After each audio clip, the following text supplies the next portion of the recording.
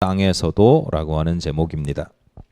지난달에 서울 광진경찰서에서 신고를 하나 접수받았는데 그 접수받은 신고의 내용이 뭐냐면 3천만 원짜리 다이아몬드 팔찌를 잃어버렸다는 것이었어요. 그래서 경찰이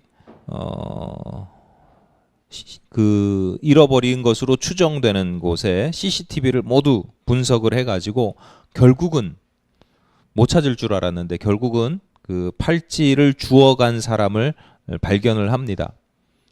길바닥에 떨어져 있었더라고요. 길바닥에 인도에 떨어져 있어서 그 길에 떨어진 무언가를, 팔찌인지는 모르겠는데 그 길에 떨어진 무언가를 줍는 사람의 모습이 발견이 됐고, 그 주운 사람이 근처에 자기 트럭으로 이제 이동해서 트럭을 타는 모습도 보고, 아, 저 트럭이구나. 그래서 그 트럭을 특정한 다음에 트럭을 수색해서 그 안에 있는 글로브 박스를 열어봤더니 거기서 팔찌가 있었다.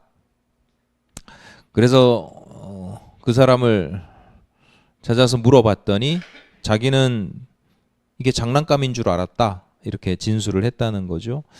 그래도 주운 다음에 경찰에 바로 신고를 하지 않았기 때문에 점유물 이탈 횡령죄 혐의로 입건이 되었습니다. 신문 뉴스에 보도가 되니까 사람들마다, 여러분도 생각이 많죠. 사람들마다 의견이 다양합니다. 제일 먼저 나오는 얘기가, 그 나라도 장난감인 줄 알았겠다. 저도 그렇거든요. 길거리에 길바닥에 3천만 원짜리나 되는 이 폐물이 떨어져 있을 거라고 생각하기가 쉽지 않고, 특히 이게 차라리 금이면, 은이면 좀 이렇게 가능성이 있는데 다이아몬드하고 큐빅을 제가 구별을 못해요. 갖다 놓고 이게 다이아몬드냐 플라스틱 큐빅이냐 뭐 이러면 저는 구별을 못하거든요. 어떤 분들은 그런 이야기를 해요. 팔찌를 주워서 신고를 하지 않은 사람, 주인을 찾아주려고 하지 않은 사람도 문제지만 잃어버린 사람이 더 문제다. 왜냐하면 잃어버린 사람은 그 팔찌의 가치를 알 거 아니냐. 3천만 원짜리나 되면 그 조심해야지, 주의해야지. 그 어떻게 길바닥에다가 그렇게 잃어버릴 정도로 부주의하냐. 뭐 이런 이야기들도 있었고요. 또 어떤 분들은 그런 이야기도 있죠. 어떻게 팔찌를 3천만 원짜리나 되는 걸 차고 다니냐. 이건 사치다. 사치다. 뭐 이런 이야기들 이렇게 막 하더라고요. 뭐 저도 처음에 드는 생각이 그런 생각들이었고, 그런 생각에 변함은 없습니다만, 이제 그런 생각을 막 하다가 문득 결이 다른 생각이 탁 스치는 거예요.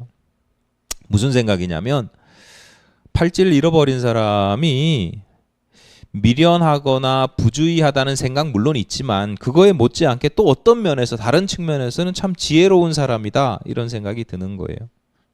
왜냐하면 여러분 한번 생각해 보세요. 여러분한테 3천만 원짜리 다이아몬드 팔찌가 있어요. 가정이에요. 나한테 3천만 원짜리 다이아몬드 팔찌가 있으면 지금 그게 어디 있을 것 같아요?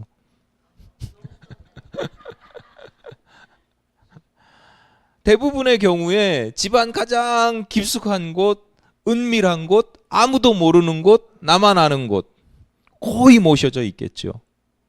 혹시나 잃어버릴까? 혹시나 상처라도 나지 않을까? 혹시나 도둑 맞을까? 그 두려워서 어떻게 갖고 다닙니까? 그러니까 애지중지하게 되고 애물단지처럼 모시게 되는 게, 그게 보통 사람들의 모습이거든요. 근데 이분은 누군지 모르겠는데, 얼마나 거부인지도 모르겠는데 3천만 원짜리 다이아몬드 팔찌를 길거리에서 잃어버릴 정도로 그렇게 차고 돌아다니는 건 제가 어떤 면에서 보면 참 지혜롭다. 귀금속이나 또 그 귀금속으로 만든 어떤 폐물이 그 자체로서의 재산적인 가치가 있습니다. 그러니까 그 팔찌를 언론에서 보도할 때도 참 아름다운 팔찌예요, 고급 팔찌예요, 뭐 아주 작품 같은 팔찌예요, 그렇게 이야기하지 않고 뭐라고 표현하냐면 제목에 3천만 원짜리 팔찌다, 이렇게 이야기를 하는 이유가 이게 재산으로서의 가치가 있어요. 그런데 그걸 굳이 팔찌로 만드는 것은 또 다른 목적과 이유가 있는데 그 소유자를 아름답게 치장하고 돋보이게 하려고 하는 그런 목적이 있는 거죠. 그런 목적이 없다고 한다면 또는 그런 목적이 사장되거나 그런 목적대로 사용되지 않는다면 굳이 이게 팔찌일 이유가 없는 거잖아요. 3천만 원 돈이면 되지. 그냥 다이아몬드면 되지. 그걸로 팔찌를 만들었다고 하는 것은 팔찌로서의 용도가 있는 것이고 목적이 있는 것이고 그 용도와 목적대로 사용될 때 그게 의미가 있는 거죠. 여러분 이런 경우는 매우 흔해요. 여러분하고 상관없는 이야기라서 잘 안 들리시겠지만 이런 경우는 매우 흔합니다. 여러분 예컨대 고가의 자동차를 소유할 수 있잖아요. 여러분 자동차 소유하면 자동차를 사면 뭘 내야 돼요?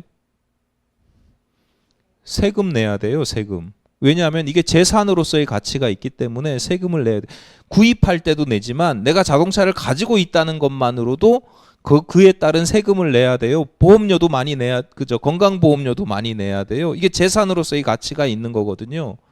그런데 굳이 그것이 자동차인 이유는 운행하고 그걸 이동수단으로서의 목적이 있는 거잖아요. 재산으로서의 가치가 있고 뭐 그렇다고 그냥 집에 처박아 둘 거면 그 굳이 자동차일 이유가 없는 거죠. 집도 마찬가지잖아요. 재산으로서의 가치가 있지만 부동산도 거주한다라고 하는 용도가 있는 겁니다. 그러니까 팔찌든 자동차든 뭐 집이든 재산으로서의 가치가 중요하지 않다는 것이 아니라 그것에 못지않게 사용 용도로서의 가치가 있는데 그 용도의 가치를 모르거나 또는 사장시키거나 활용하지 못하면 그게 진짜 미련한 사람이고 좀 이거 다치더라도 좀 상처나더라도 좀 위험하더라도 긁히더라도 사용할 줄 아는 사람이 어떤 면에서는 지혜로운 사람이다. 제가 지금 여러분에게 무슨 인문학 강의를 하려고 하는 게 아니고요. 왜 이런 말씀을 드리냐면 이것이 성경에서 말씀하시는 우리의 삶의 하나의 원리 중에 하나거든요. 여러분 우리가 가지고 있는 것들 중에 우리의 소유 중에 가장 흔하고 가장 대표적인 재산적 가치, 재산으로서의 가치가 있는 가장 흔하고 대표적인 게 뭐예요? 여러분 다 가지고 있어. 없는 사람이 없어요. 금 전 없어요. 없나? 네, 없어요. 여러분 다 가지고 있는 게 있어요. 재산으로서의 가치. 이건 재산이야. 돈이에요, 돈. 돈 다 가지고 있잖아요. 액수가 얼마든지 돈은 다 가지고 있어요. 돈이라고 하는 게 가장 대표적인 재산이잖아요. 재산으로서의 가치가 있단 말이에요.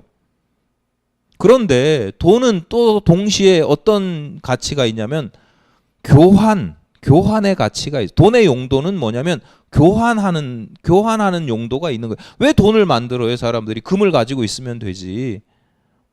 돈을 만들고 돈을 가지고 있는 이유 중에 하나가 돈은 교환의 가치가 있단 말이에요. 예수님께서 들려주신 비유 중에 불의한 청지기의 비유가 있죠. 어떤 청지기가 어떤 부잣집에 재산을 맡아서 관리하는 청지기가 있었는데 이 청지기가 주인 몰래 횡령을 해요. 자꾸 주인 몰래 소유를 막 낭비하고 자기 마음대로 써요. 그러다 걸렸어요. 들켰더니 주인이 해고를 시킨단 말이에요. 자르면서 그 대신 이제 그 사람이 그 재산을 다 관리하는 일을 도맡아 했으니까 해고를 시키면서 이제 그 하던 일들을 정리를 시켰을 거 아니에요. 너 이제 다음 달부터 나오지 마. 이번 달까지 이거 다 정리해. 정리를 했는데 이 청지기 입장에서는 고민인 거예요. 나 이 잘리면 이제 뭐 먹고 살지? 저는 이 표현을 저도 종종 인용하는데요. 일을 하자니 힘이 들고 힘이 없고, 그러니까 막일을 하자니 힘이 없고 빌어먹자니 창피하고 어떡하지 고민하다가 이 사람이 꼼수를 쓰는 게 뭐냐면 주인의 채무 문서를 조작을 해요. 그러니까 예를 들어서 1,000만 원 빌린 사람한테 500만 원만 빌렸다 그러고 5억 빌린 사람한테 3억 빌렸다고 이렇게 조작을 해줘요. 그게 또 주인의 눈에 들어갔어요. 안 들어갈 리가 없지요. 주인의 귀에 또 들어갔어요. 그런데 주인이 그 청지기를 책망하는 게 아니라 그 청지기를 칭찬했다라고 하는 내용이에요. 비유가. 청지기를 칭찬한 게 아니라 사실은 청지기의 지혜를 칭찬했다라고 하는 거예요. 주인이 왜 청지기의 지혜를 칭찬하냐? 여기서 말하는 청지기가 무슨 선하다 이런 게 아니에요.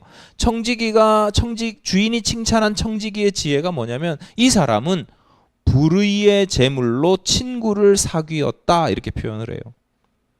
그러니까 나쁜 재물이 아니고 재물이란 걸 일단 불의한 재물. 그러니까 재물은 그 가치가 그렇게 막 고상하고 이런 게 아니라는 거예요. 좀 불의하다, 뭐 이런 좀 가치가 좀 세속적이고 천박하다. 그런데 그걸로 친구를 사귀었다. 돈을 사용해서 귀한 것을 얻었다. 돈을 사용해서 더 귀한 것과의 교환을 했다라고 하는 주제예요.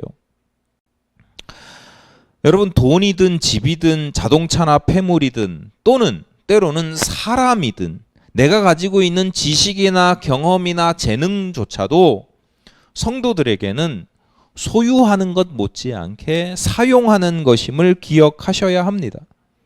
그것을 활용하지 못하고 애물단지처럼 여기면서 마음 가장 깊은 곳에 숨겨두고 애지중지하는 건 미련한 행위. 인문학 강의에서 하면 이건 미련한 행위인데요. 제가 설교 강단에서 말씀드릴 때는 이거는 불신앙입니다. 우상숭배입니다. 예수님께서 달란트의 비유를 들려주시면서 달란트를 땅에 묻어둔 사람을 책망하시면서 뭐라고 그러냐? 이 악하고 게으른 종아. 게으른 것보다 먼저 악하다는 말이 나오는데 여기서 악하다는 건 나쁜 짓 했다 이런 뜻보다는 하나님에 대한 믿음이 없다 이런 뜻이에요. 주인에 대한 불신앙. 그러니까 그것이 내가 사용 용도로 잘 사용되면 좋지만 그렇지 않고 내가 애지중지하고 귀하게 모시고 있으면 그건 하나님 신앙인의 입장에서는 그건 우상숭배가 되는 거예요. 여러분의 소유는 물론이고 여러분 자신까지도 본래의 거룩한 목적대로 사용되는 것, 그것이 성숙한 신앙인의 모습이다. 그러므로 여러분 아무리 귀한 것이라도 귀한 건 귀한 거예요. 하지만 그 귀하다고 해서 땅에 묻어두지 말고 그것을 사용할 수 있어야 합니다. 구별해서 귀한 거니까 구별해서 땅에 묻어두는 것, 그게 거룩이 아니고 진정한 거룩은 달란트를 그 목적대로 잘 사용하는 것이다. 기억하시기 바랍니다. 예수님께서 제자들에게 기도를 가르치셨습니다. 주의 기도, 우리 지금 계속 살펴보고 있는 또는 주님께서 가르쳐 주신 기도, 이것을 글로 쓰면 주 기도문. 그 주의 기도를 가르쳐 주신 이유는 너희가 이것만 맨날 외우고 암송해서 뭐 반복해서 기도해 이게 아니라 일종의 기도의 본을 보여주셨어요. 그래서 너희는 이런 식으로 기도해라, 이렇게 기도해라 이렇게 말씀하시는 거죠. 이렇게 기도하라 라고 하시면서 먼저 하나님의 이름을 불렀어요. 그 지난주에 말씀드렸잖아요. 하나님의 이름을 아버지라고 불렀다. 아빠, 아버지, 하늘에 계신 우리 아버지라고 불렀는데 그 아버지는 우리가 생각하는 엄격한 아버지보다는 아빠로서의 아버지, 그 이미지가 있다. 그 다음에는 청원을 해요.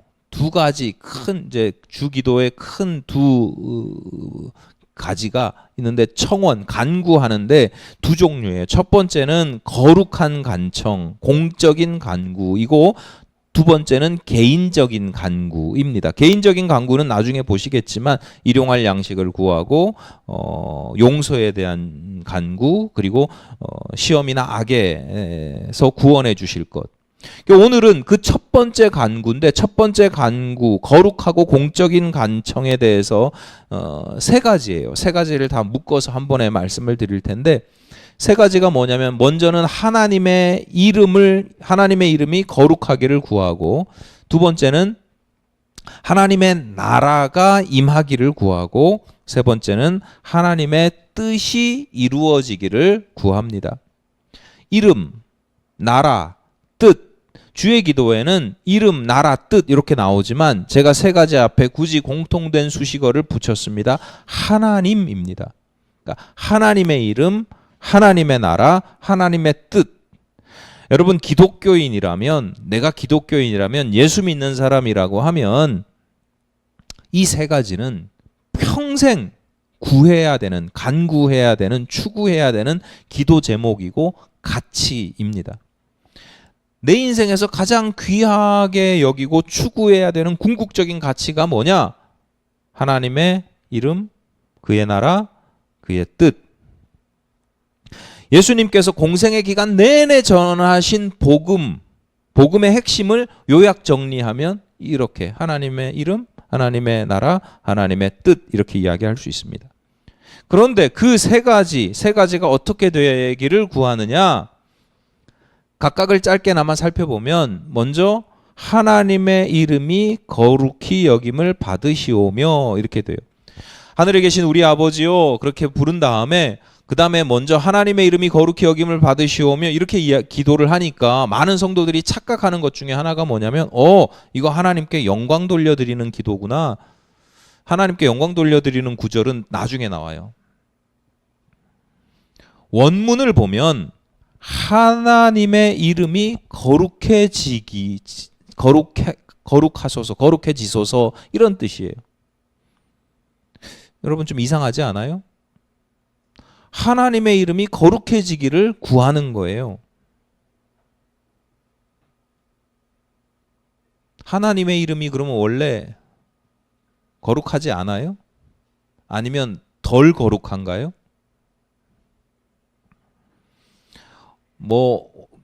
언젠가 아마 말씀을 드렸을 것이고 또 언젠가 말씀드리겠지만 성경에서 나오는 하나님의 이름 또는 구약시대, 성경의 시대의 이름이라고 하는 건 굉장히 중요한 뜻을 가지고 있거든요.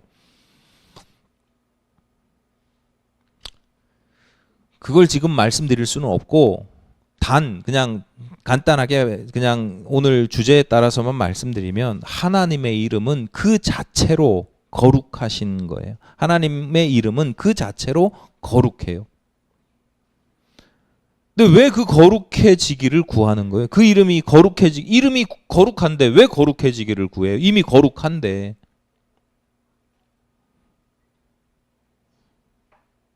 이 땅에서도 거룩히 여김을 구하는 거예요. 그러니까 뒤집어서 말씀드리자면 하나님의 이름은 거룩하지만 이 땅에서 종종 모욕당하신단 말이에요.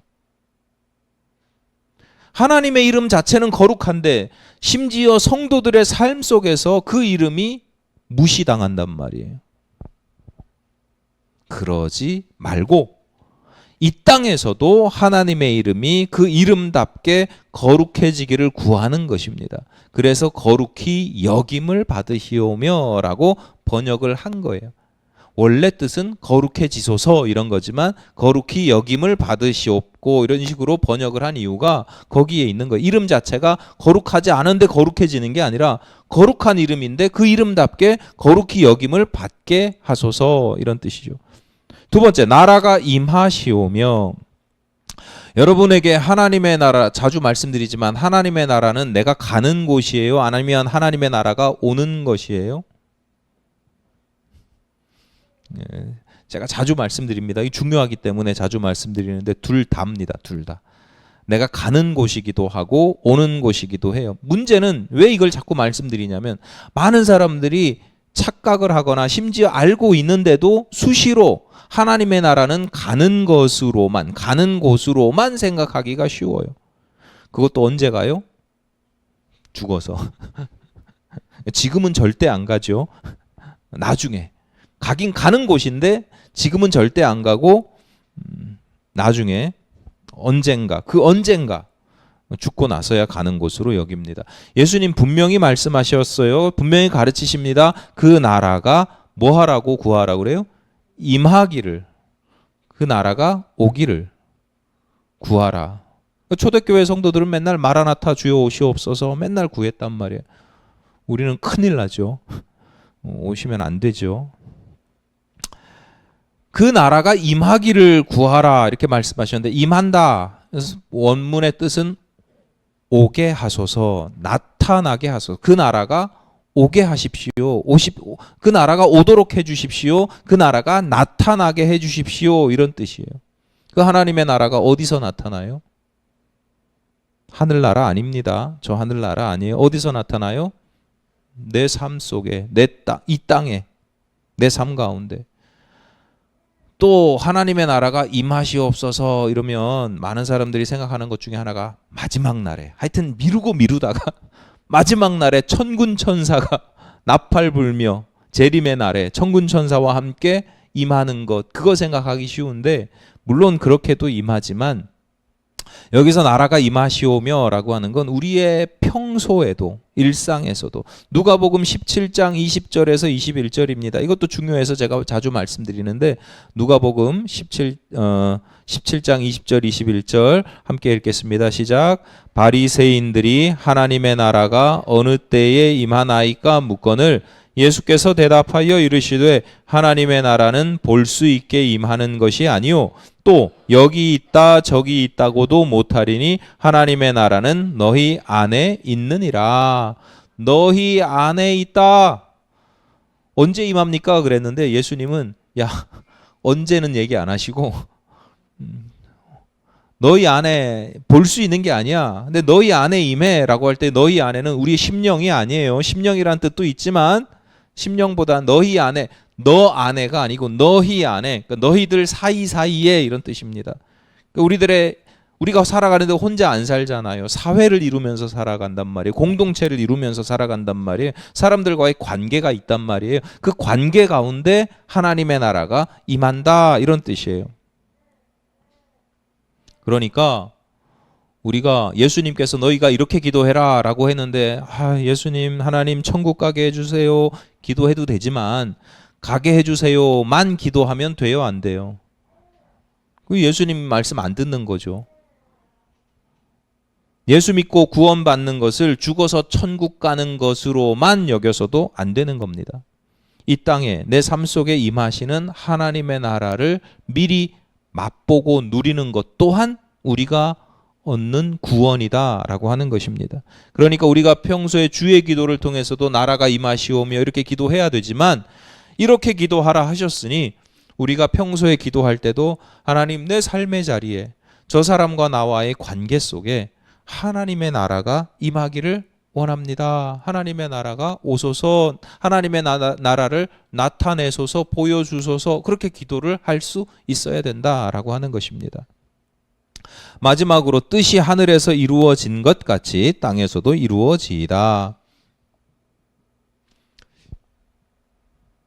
하나님의 뜻이 하늘에서는 이미 이루어졌다라고 생각하기 쉬운데 그렇게 보셔도 되는데 원문을 더 정확하게 번역하면 하늘에서 이루어졌다라는 뜻보다는 하늘에 있는 하나님의 뜻입니다. 그러니까 하늘에 있는 하나님의 뜻이 이 땅에서도 이루어지기를 구하는 거예요. 그런데 여기서 이 뜻이라고 하는 건 이렇게도 번역이 돼요. 의지, 하나님의 의지. 그러니까 하나님이 이렇게 되기를 막 원하는 거 있잖아요. 그래서 하나님의 의지나 하나님의 소원 이렇게 번역을 할 수 있습니다. 그리고 또 하나 정말 중요한 뉘앙스가 있는데요. 기쁨, 즐거움입니다. 그러니까 하나님의 뜻이라고 했을 때 하나님의 뜻이 이 땅에서 이루어진다라고 할 때 그 뜻은 굉장히 기계적이거나 정의롭거나 엄중한 명령이라기보다는 하나님께서 기뻐하시고 바라시고 즐거워하시는 뜻이라고 하는 거예요. 보시기에 좋았더라라고 하는 모습이 이 땅 하늘나라에 이미 이루어져 있는데 이 땅에서도 이루어지기를 소원합니다. 이 땅에서도 이런 일들이 하나님께서 기뻐하시고 흐뭇해하시고 즐거워하실 그런 일들이, 그런 뜻이, 그런 모습이 이 땅에서도 이루어지기를 원합니다. 이런 뜻이에요. 자, 세 가지 그 이름과 나라와 뜻, 이 기도의 내용은 어떤 면에서는 너무 당연하고 뻔한 이야기입니다. 그런데 또 한편으로는 정말 우리에게 필요한 기도이고 매일을 넘어서 아주 매우 자주 기도해야 될 정도입니다. 왜냐하면 그 중요한 이유 중에 하나가 여러 가지 이유가 있어요. 그런데 그 중요한 이유 중에 하나는 우리는 알게 모르게 하나님의 이름, 하나님의 나라, 하나님의 뜻이 알면서 때로는 자신도 모르게 저 하늘 위에만 있기를 바라기 때문이에요. 그래야 편하거든요. 여러분 하나님의 나라가 이 땅 가운데 내 삶 속에서 이루어지면 여러분 즐겁고 행복할 것 같으세요? 편안해요? 불편해요. 심지어 하나님의 나라와 이름과 그 뜻이 저 하늘 위에 있어야만 하는 줄로 여기기도 해요. 그걸 뭐라고 표현하느냐? 거룩하다라고 표현하기도 해요. 앞서 서두에 말씀드린 것 3천만 원짜리 다이아몬드 팔찌는 어디에다 숨겨둬야 돼요? 장롱 깊숙한 곳에 숨겨둬야 되는 게 여러분 상식이잖아요. 하나님의 나라, 하나님의 이름, 하나님의 뜻은 귀한 거니까 저 하늘나라 높은 곳에 있어야 그게 거룩한 거다라고 하는 생각이 알게 모르게, 나도 모르게 또는 누군가에 의해서 왜곡되어서 있는 거예요. 특별하니까 손 타면 안 되거든요. 귀하니까 때가 타면 안 되거든요. 여러분 제가 아주 극단적인 예를 하나 들어보겠습니다. 요즘은 이렇게 성직자라고 표현하지 않고 종교인이라고 표현해요. 객관적으로. 워낙 거룩하지 않은, 성스럽지 않은 성직자들이 많아가지고 종교인이라고 그래서 저도 표현합니다. 제가 스스로를 성직자라고 할 수는 없잖아요. 종교인이 정치적인 발언을 해도 됩니까? 하면 안 됩니까?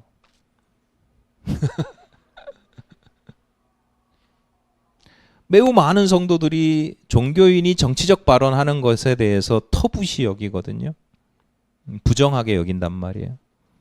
내용이 어쨌든 종교인이 무슨 정치 얘기를 해 부적절하게 생각한단 말이에요. 심지어 정교 분리를 주장하기도 해요. 정치와 종교는 분리돼야지. 그런 얘기하는 거 보면 이분이 정교 분리라는 말을 제대로 이해를 못하는구나. 제가 이런 생각이 들기도 하는데 뭐 저라고 해서 다르지 않습니다. 정치적인 이야기 주제에 대해서 이야기할 때는 조심스러워하게 되죠. 조심스럽습니다. 그런데 내가 종교인이기 때문에 정치에 관심을 갖지 않는다든가, 저건 지나치게 세속적인 일이니까, 세속적인 문제니까 관심을 갖지 않는다든가, 나의 어떤 뜻이나 생각이 없고 주장을 갖지 말아야 된다? 그래서 제가 절제하는 건 아닙니다. 제가 조심하는 이유는 따로 있죠. 이게 정말 하나님의 뜻인가 아닌가 확신하기가 어렵기 때문이에요. 99% 하나님의 뜻인 것 같아도 혹시 하나 내가 계시받은 게 아니기 때문에 뭐 이런 부분도 있고, 또 하나님의 뜻, 제가 무슨 이야기를 하면 어쨌거나 목사니까 목사가 이런 이야기를 하면 저건 하나님의 뜻이야 이렇게 나 개인적인 생각일 뿐인데, 개인적인 견해일 뿐인데 하나님의 뜻이라고 왜곡해서 받아들일 수도 있잖아요. 또 개인적인 성향이나 감정이 드러나지 않을까, 신중하지 못할까, 하나님의 뜻이라고 할지라도 전달하는 방식이 합당한가, 뭐 이런 것들을 살피게 되는데, 그렇지 않으면 부적절할 뿐만 아니라 하나님의 뜻과 배치될 수 있어서 나름 절제하는 편이지, 무조건 종교인은 정치 이야기하면 안 돼, 침묵하거나 뭐 침묵해야 된다, 뭐 이런 건 아닙니다. 침묵해서는 오히려 안 됩니다. 자, 말씀 들어볼까요? 구약 시대에 하나님께서 선지자들을 보내셨어요. 선지자들이 전하신 하나님의 말씀, 너 이렇게 이런 얘기해 라고 전하시는 하나님의 말씀을 살펴보면 상당한 내용이, 모두가 다 그런 건 아니지만 상당한 내용이 정치적으로 해석될 수 있는 여지가 많아요. 예를 들어서 야, 고리대금업 못하게 고리대금업 하지 말라고 그래. 여러분 생각해 보세요. 지금도 그렇지만, 뭐 지금은 아니겠지만 고대 사회에 고리대금업 누가 해요? 부자가 하는 거예요. 지배층이 하는 거예요. 귀족계층이 하는 거예요. 무슨 양아치들이 하는 게 아니에요. 부자들이 고리대금업 하면서 이자 못 받는 사람들 종으로 하는 거예요. 그러니까 그거 고리대금업을 금하는 건 부자를 견제하고 지배층을 견제하고 약자, 사회적 약자, 서민층을 편드는 거예요. 누가? 예언자가, 하나님의 말씀을 받은 선지자가 그 이야기 하는 거예요. 요즘에 그런 이야기 하면 당장 좌파 빨갱이 목사로 몰리겠죠. 뭐 그런 거예요. 그런 거예요. 제가 좀 이렇게 비유적으로 극단적으로 말씀을 드리는 거예요. 더 심한 얘기 해볼까요? 제가 무슨 다른 얘기 하는 게 아니고 성경 이야기 하는 거예요. 구약 시대에 이스라엘 입장에서 양대 강대국이 위아래 있었던 적이 있는데 남쪽에는 전통적인 강호 이집트가 있었고요. 북쪽에는 새로운 제국 아수르를 지나쳐서 바벨론, 그 두 제국 사이에 한가운데 껴가지고 팽팽하던, 이게 힘이 기울어질 때가 있는가 하면 왔다 갔다 이렇게 막 팽팽할 때가 있잖아요. 그 한가운데 이스라엘이 있었어요. 요즘도 비슷하지 않습니까? 미일과의 동맹을 강화할 것인가?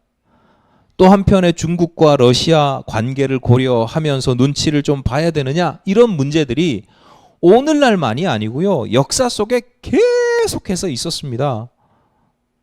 근데 하나님의 원래 뜻은 어느 한쪽 편에 편들어라 이런 건 아니지만 현상적으로 보면 그 결국에, 그래서 지금 당장 어디에 편을 들어야 되나요 했을 때는 바벨론 편에 서라 이렇게 말하는 것처럼, 말씀하는 것처럼 들리거든요. 선지자들이 그렇게 이야기를 한단 말이에요.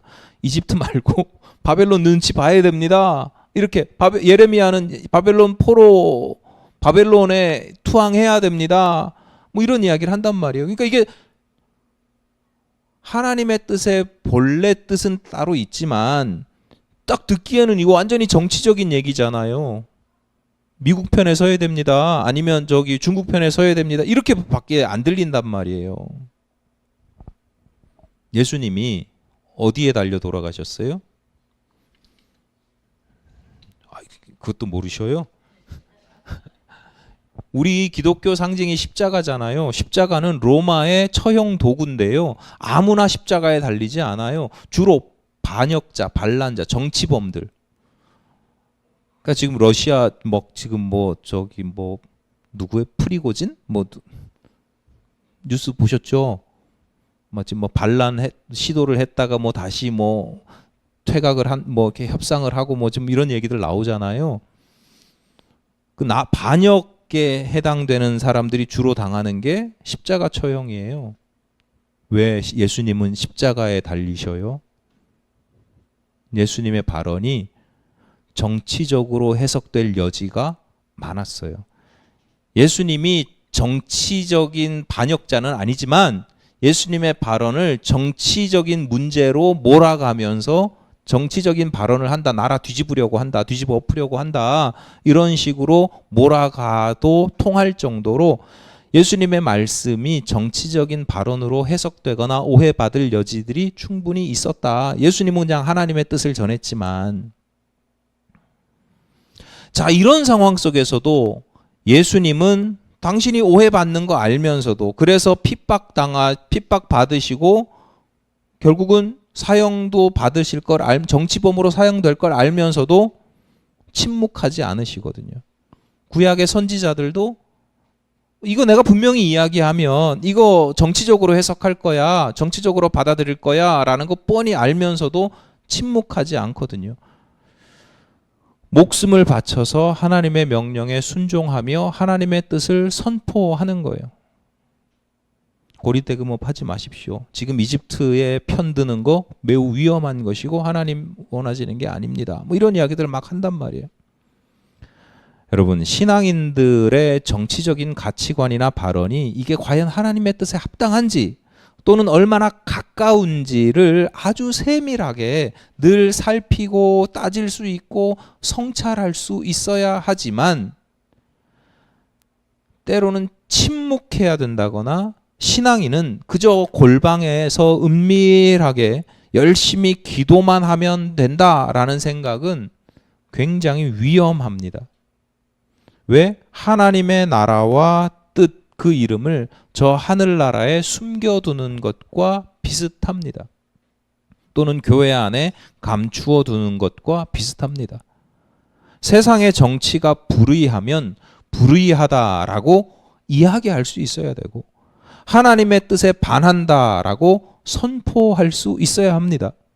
그렇게 기도하는 것뿐만 아니라 그런 불의함을 고쳐나가고 부정한 것을 바꿔나가고 우리의 삶 속에서, 기독교인의 삶 속에서 그것을 이루어 나가는 것, 그것이 주님께서 우리에게 가르쳐 주시는 기도의 내용이라는 거예요.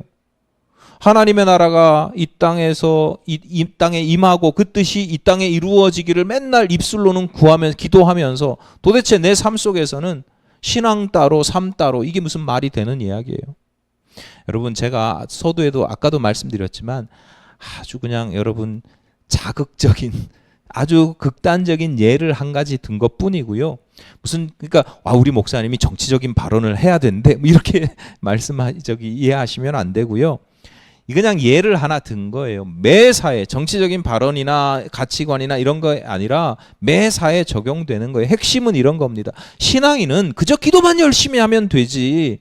세상에 관심을 두는 건 굉장히 세속적인 거지. 기도만 열심히 하고 세상과는 동떨어져 사는 것, 그것을 거룩이라고 또는 좋은 신앙이라고 착각해서는 안 된다. 물론 신앙의 이름으로 하나님의 이름과 뜻을 빙자해서 자기 주장이나 자기 정치나 자기 의의를 행하는 사람, 나타내는 사람 굉장히 조심해야 됩니다. 그거 우리 신앙적으로 표현하자면 그런 사람들 적 그리스도입니다. 종교적인 표현으로 하자면 광신도나 사이비입니다. 이것도 극단의 한 극단이지만 반대로 침묵하고 그냥 기도만 열심히 드리면 되고 예배만 열심히 하면 되고 이것도 또 하나의 극단이라는 거예요. 그거 거룩한 거 아니라는 거예요. 다시 그리고 분명하게 말씀드리지만 하나님의 뜻 그리고 예수님의 가르침은 그 뜻과 이름과 나라가 이 땅에 임하는 겁니다. 이 땅에서도 이루어지는 겁니다. 이 땅에서 영광 받으시는 겁니다. 어떻게 가능합니까? 나를 통해서. 입술로 드리는 나의 기도뿐만 아니라 삶으로 드리는 기도를 통해서 내 삶의 자세를 통해서 이 땅에서도 이루어지도록 해야 되는 거죠. 왜 불의한데? 왜 잘못됐는데? 때로는 성숙하게 이렇게 해야 침묵해야 할 때도 있지만 무조건 침묵해야 돼 이건 아니라는 거예요. 세종이 청주 초수리에 다녀오던 길이었습니다. 아팠잖아요. 그래서 청주에 온천 있는 곳에 다녀왔는데 올라올 때 보니까 2달 전에 내려갈 때는 백성들이 그 길가에서 막 엎드려서 절하고 막 이랬는데 올라올 때는 백성들이 하나도 안 보이는 거예요. 왜 길가에 구경하는 백성들이 한 명도 없지? 그래서 승정원을 시켜가지고 알아보게 했어요. 그랬더니 백성들이 왕의 수레 앞에서 하소연하는 것을 경기관찰사 이선이라고 하는 사람이 금지시켰다는 걸 알게 됩니다. 그래서 세종이 바로 경기관찰사 이선을 그 직에서 파직시킵니다.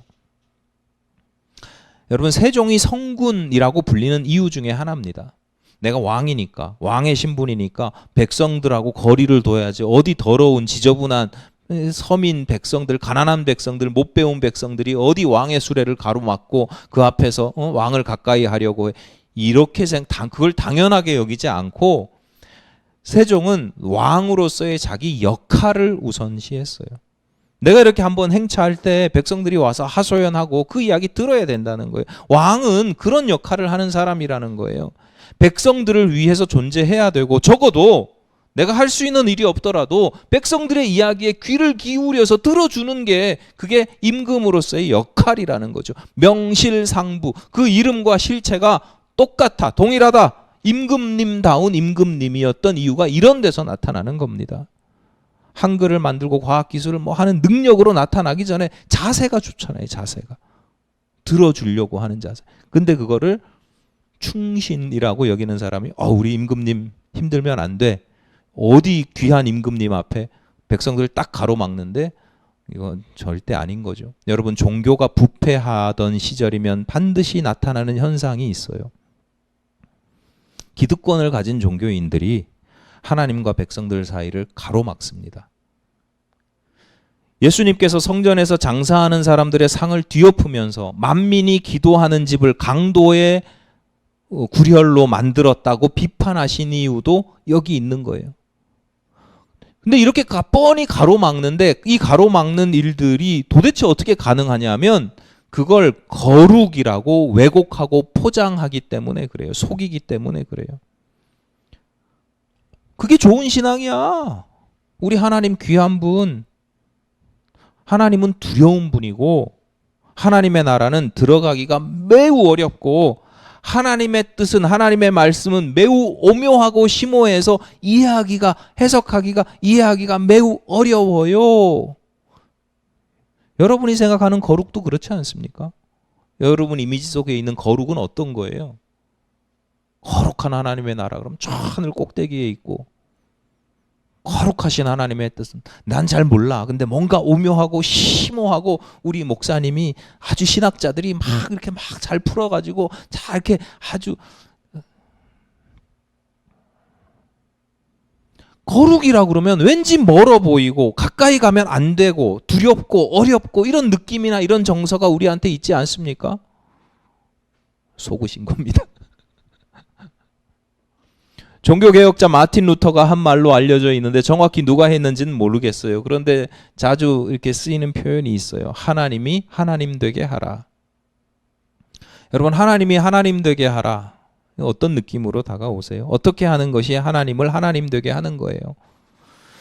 성전 가장 깊숙한 곳인 지성소에 모시는 게 하나님을 하나님 되게 하는 거예요. 다윗이 그러려다가 혼났거든요. 다윗은 나쁜 의도로 그런 게 아닌데 다윗은 선한 의도로 선한 목적으로 그렇게 했는데 하나님이 혼내시거든요. 어디 나를 가두려고. 저 하늘나라 높은 곳에서 고고하게 하나님이 계시도록 모시는 거, 이 땅에 신경 쓰지 마시고요. 그런 게 거룩한 거예요? 그게 하나님 되게 하시는 거예요? 아닙니다. 하나님을 하나님 되게 하시는 것은 신앙적인 표현으로 하자면 이 땅에서 역사하시도록 하는 겁니다. 그 이름이 이 땅에서도 높임을 받고 그 나라가 이 땅에 임하고 그 뜻이 이 땅에서 이루어지는 겁니다. 이 땅에서 내 삶의 자리에서 그 무엇보다도 나를 통해서 말이에요. 나를 통해서 일하도록 하시는 거예요. 나를 통해서 일하시니까 얼마나 거칠겠어요. 실수도 하고 내가 막 이렇게 누군가에게 하나님의 일을 한다고 하는데 상처도 줄 수도 있고 본의 아니게 상처도 줄 수도 있고 막 그런 거예요. 그게 거룩한 거예요. 달란트 땅에 묻어두지 않고 막 장사하는데 때로는 짧게 보면 손해도 볼 수도 있고 뭐 그런 거예요. 그럼에도 불구하고 사용되어지고 이 땅에 임하는 게 그게 진짜 거룩이라는 거죠. 하나님을 하나님 되게 하시는 거예요. 하나님이 일하게 하시는 거예요. 왜 하나님을 저 꼭대기 저 깊은 곳에 모셔다 두면서 그게 진짜 거룩한 거야. 속으시는 겁니다. 여러분을 통해서 하나님의 이름이 날마다 거룩해지기를 바랍니다. 임하시는 하나님의 나라를 살아가시기를 바라고요. 하나님의 뜻을 전하고 이루시기를 간절히 바랍니다.